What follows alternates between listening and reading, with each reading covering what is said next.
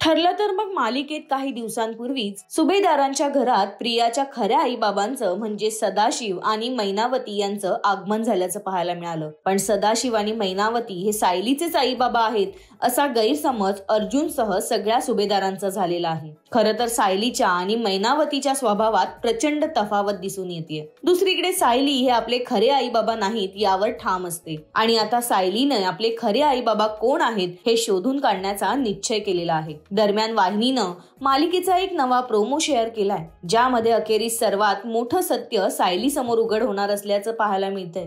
सायली हतबल होऊन कोमात असलेल्या मधुभाऊंना भेटायला रुग्णालयात जाते। यावेळी ती मधुभाऊंसमोर आपलं मन मोकळं करते आणि विचारते, मधुभाऊ तुम्हीच सांगा, तुम्हाला भेटून गेलेले सदाशिव आणि मैनावती माझे आई वडील नाहीयेत ना? यानंतर मधुभाऊ डोळ्यांची उघडझाप करतात। पुढे सायली त्यांना म्हणते, हे माझे खरे आईबाबा नसतील तर पुन्हा एकदा इशारा द्या। लेकीची हाक ऐकताच मधुभाऊ डोळ्यांनी इशारा देतात आणि सदाशिव मैनावती आपले खरे आई वडील नाहीत हे सत्य अखेर सायली समोर येतं। आता हे सत्य समोर आल्यानंतर सायली नेमका कोणता निर्णय घेणार आणि मालिकेत पुढे कोणता नवा ट्विस्ट पाहायला मिळणार यावर तुमचं मत काय आहे हे आम्हाला कमेंटद्वारे नक्की सांगा।